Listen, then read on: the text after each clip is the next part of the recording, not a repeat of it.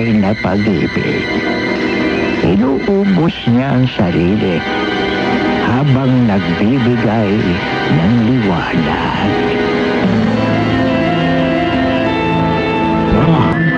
Sa pamamagitan ng pagbabalik sa nakaraan.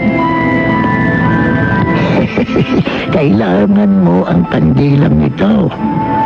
Huwag lamang itong mamamatay.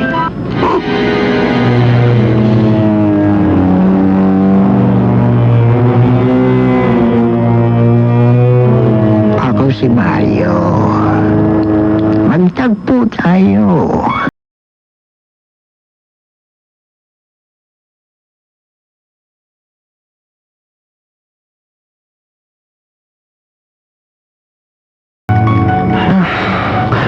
Kulang sa buhay ko. Isa lang naman ang alam kong naging kulang sa buhay ko. Hindi ko nagawang maging isang Reyna Elena sa Santa Cruz ng mga muher nung araw. Yun lang. Kasi naman kung bakit nawala pa ang gown ko noon. Pero kung nagawa ko yun, siguradong hindi ko nakakailanganin pang magpanggap ng mga magulang ko na lalaki ako. Hindi ko nakakailanganin pang magkunwari na may nobya ako. At lalong hindi magkakaroon ng pagkakataon ng Helen na yun na marip ako nung araw.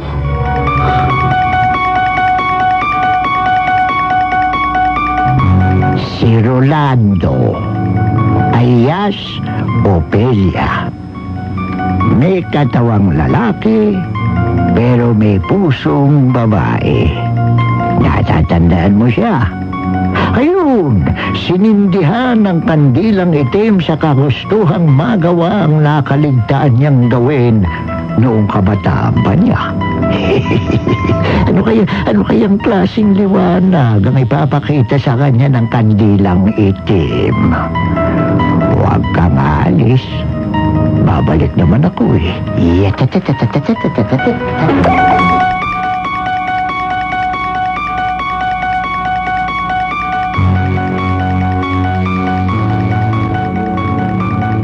Ay nako, Vinny, huwag mo na akong kulitin ha. Ayoko. Sige na, Atche. Ngayon lang naman ako makikiusap sa'yo eh. Magpalit na tayo. Ikaw na lang ang maging Reyna Emperatriz at ako na lang ang Reyna Elena. Ayoko nga. Ako nakabunot ng Reyna Elena. Kaya wala nang palitan pa. Celia naman Ano ba to? Hindi mo kasi ako naiintindihan eh. Ang alin?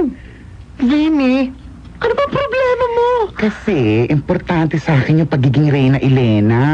Eh sa akin din naman Basta, sa susunod na taong ka na lang mag-Reyna Elena. Tapos! Diyan ka na nga. Dali lang, Ophelia. Huy! Tingnan mo asal ng kalyadang to. Sige. Ayaw mo rin lang akong pagbigyan sa pakiusap ko? Tingnan natin kung makakarating ka sa araw ng Santa Cruzan.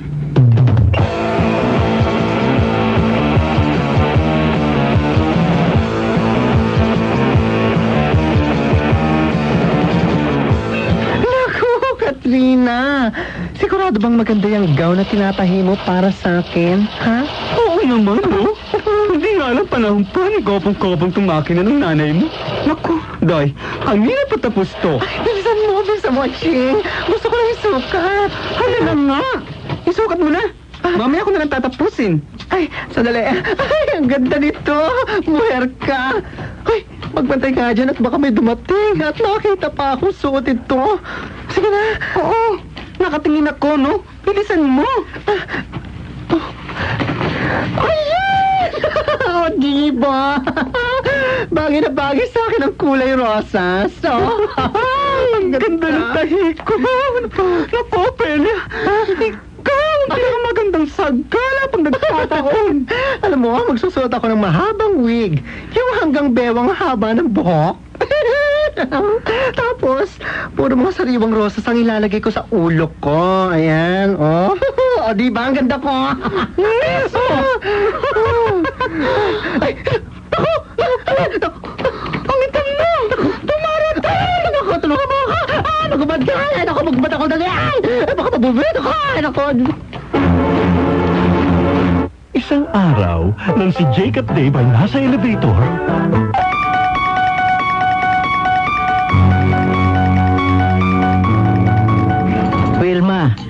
Subuan mo yung si Bunso at hinahalo ko pa itong galapong ana. Opo, Ima. O ikaw naman, Rolando. Ano ba iniisip mo? Natutulala ka na naman dyan. Oy, kumain ka na. Tirhan nyo ng ulam ang itang nyo ha at ang kuya ambo nyo ha. Ima. Ima. Anong oras ba gigisingin ng itang? Nagpapagising ng hating gabi. Kaya tirhan nyo ng ulam at hindi kumain yun bago natulog. Kailangang maaga raw siyang pupunta sa pondohan mamayang madaling araw dahil dadalhin nila yung sinalok nilang bangos mula sa palaisdaan ng ninong ni Wilma. Ay, Ima. Ay, magpapaalam po sana ako para bukas ng gabi. At bakit? Saan ka pupunta at gabi ka aalis? Manonood ho kami ng mga kaibigan ko ng sagalahan ng mga bakla. Ano? Ha? Ano ka mo, Wilma? Sabi ko, manonood ng sagalahan ng mga bakla. Ano ba namang klaseng sagalahan yon? Abay, maliwanag na kawalang galang yun sa Diyos. Ang sagalahan ay para sa magagandang babae lamang. Ano naman ang masama doon, Ima? Anong masama? Ay, Ma'am, sige na. Gusto ko lang makakita ng ganun eh. Ay, nako, tumigil ka nga, Wilma. Wala ka namang makikitang maganda roon. Tama ang kuya mo. Oy, dumito ka na lamang sa bahay at alagaan mo yung mga kapatid mo. Puro ka kasi layaw sa katawan eh. Hindi mo gayahin yung kuya Rolando mo. Nakakatulong sa hanap buhay mo. Puro na lang si Kuya Rolando magaling sa inyo eh. Ay, Wilma. Ayusin mo yung pagsagot mo sa Ima, ha? Ay, tama na kayong dalawa. Itong tandaan mo, Wilma. Po. Nagsisikap kami ng mga kuya mong buhayin kayo at pag-aralin. Kaya pilitin mong ayusin ang buhay mo para makaahon tayo sa kahirapan. Opo. Yun lamang ang tanging maitutulong ninyo sa amin, Wilma.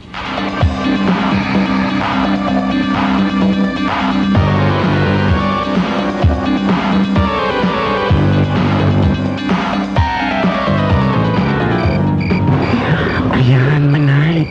Patay na ang mga ilaw. Siguradong tulog na sila. Sigurado ka? Di pasukin na natin ang bahay. Pag inabutan tayo ng stress, gigisingin ng tatay ni Rolando. Baka mahuli pa tayo. O sige, dito ka ha. Kami aso ha. Bantay ka lang dito. Bantay aso? Ako ang papasok sa loob. Saan nga ka mo itinago ni Rolando ang gown niya? Ay, nako, Dini. Ang dinig ko sa huntahan nila ni Carlito. Ibinalot daw sa dyaryo. At inilagay sa ibabaw ng lumang aparador sa kwarto nila. Sa ibabaw ng lumang aparador? O, sige. Diyan ka lang at alisto ka ha. Pagkakuha ko ng gown, ibabato ko sa labas ng bintana. Pulutin mo agad at ipaanod mo sa ilog ng dampalet. Maliwanag pa? Nagkakaintindihan ba tayo? Jeng, oo, sige.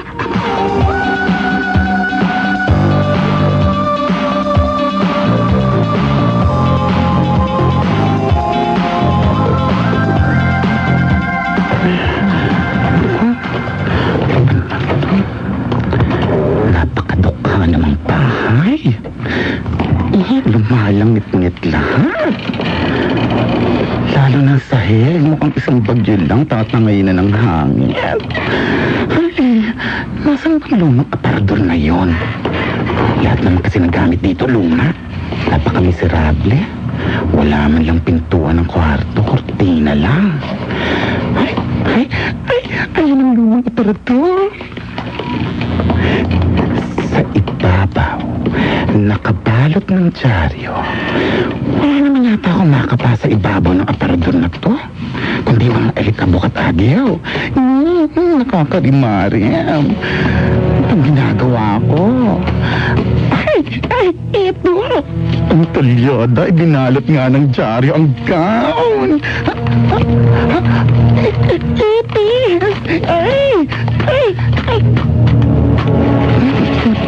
Buti napigil kong tumili. Pesting ipis. Maihagis nga ito sa bintana.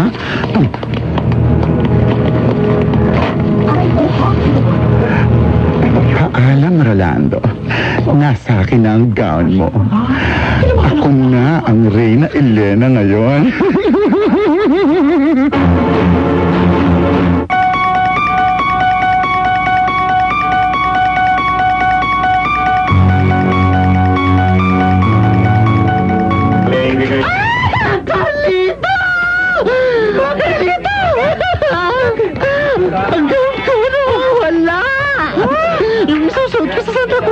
mamayang gabi nawawala. Ano nangyari yun? Nakabamalay ko. Basta nawala siya dun sa ibabaw ng aparador. Hindi ko naman matanong ang imakot mga kapatid dahil mabubuking nila ako. May gown ako. Nasa bigla. Hindi pwedeng maulit muli ang nangyari doon.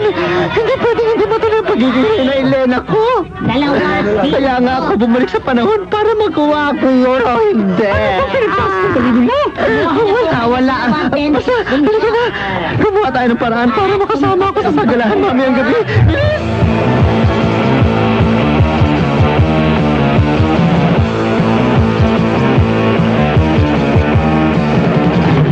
Asan ba yun? Ay, nasa na? Ay, Carlito, ang iba ko dumating. Tapagan siya. Ay, bakit hinahalong sa siyang baon? Kung ba hinahanap niyong dalawa riyan, ha? Wala ho, Aling Telia. Hinahanap po namin itong barot saya ng nanay niyo. Ha? Oo nga po. Ito ho, nakakita na namin. Kaya ayusin na namin ito naman ang baon. Bakit? Ano yung lumang barot saya ng nanay ko? Ha? Bakit nga ba? Kasi ho, may program sa eskwela ang kapatid ko. Oo nga po. Tama. Kasali sa program ang kapatid ko. Sasayaw sila. Kaya nanghiram ako kay Rolando. Oo nga po, Ima. Ha? Kawawa naman po kasi yung kapatid ni Carlito kung hindi makakasali sa program. Kaya ipapahiram ko na lang ho tong barot saya ni Lola. Ganun ba? Sige. Kaya lamang nga hindi ba amoy ipis na yan? Ay, wag ho kayo mag-alala. Lalaban na lang ho namin sa poso. Sige, kayong bahala. Siya, dyan muna kahit magluluto pa ako, ha? Sige po. Ay, muntik na. Matapos natin labahan ng barot saya na yan. Ano? Hindi ka kaya magmukhang tangi pag suot mo yan mamayang gabi? Oh, hindi! Ching! Ang pagod ang barot saya na yan! Ayoko na yata! Ayoko! Alam ko na! Ikaw na ang maglaban yan! Pabalik ako sa palengke at bibili ako na iba-ibang kulay ng sequins at purloloy. Gawin mo yan. Tapos lalagyan natin yan ng mga pakintab at kung ano-ano pa. Huwag ka nang matungan dyan! Baka makita ka pa ng nanay mo!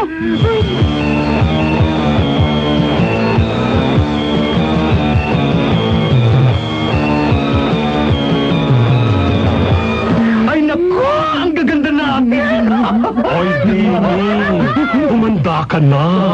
Magsisimula na ang prosesyon. Wala pa si Rolando. Ay, naku, Atseng, di na darating yun. Ay, baka nasa Maynila. Nandun na sa Maynila, doon sa Manila Bay. Inanod na ang gown niya. Paano yan? Di, ako na ang Reyna Elena. Paplok lang ganang butas. Ano pa nga ba? Pag hindi ka nakarating ang Reyna Elena, sigurado ang Reyna Emperatriz ang papalit. Naman, Ito naman na, tingnan ninyo. Tingnan ninyo, hindi ba si Rolando at Carlito yung padating na yun? Mahadkera? Siya nga. Akala ko ba tinapon niya na sa ilog ang gown, ha? Ikaw talagang... Aray ko! Ang sakit yan, ha? Aray ko, ha? Ang bilbil. Tinapon naman talaga namin sa ilog ang gown. Tinamaan pa nga ako. Bini, hindi yan ang gown ay tinapon namin. Hindi yan. Iba yan. Iba. Iba. Ito na siya. Kamusta, Vinny? Bakit nanlalaki ang mga mata mo? Para ka nakakita ng Diyos, Nag-uumpisa na ang prosesyon, mga muher! Pumila na kayo!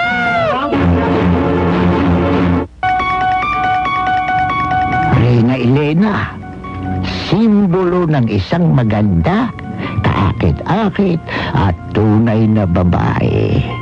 Ina ni Constantino, reyna na nakatagpo sa krus na pinagpakuan ni Jesus, na siyang dahilan kung bakit may Santa Cruzan. O, diba? Kahit saang sagalahan ang hinihintay ng tao, ay makita ang Reyna Elena. Yun ang dahilan kaya pinapangarap ni na Rolando at Bini na maging Reyna Elena. Bakit kamo? Dahil sa naghahanap sila ng pansin. Kailangan nilang mapansin sila. Kaya ganon sila.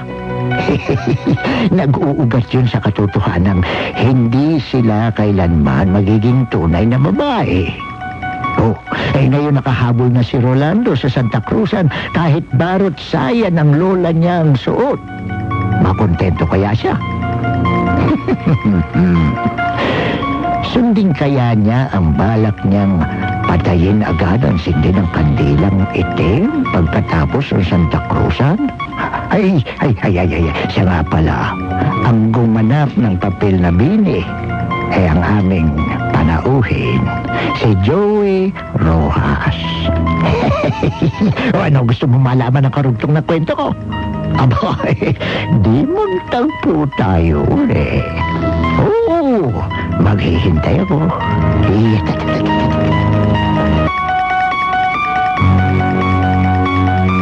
Kandila.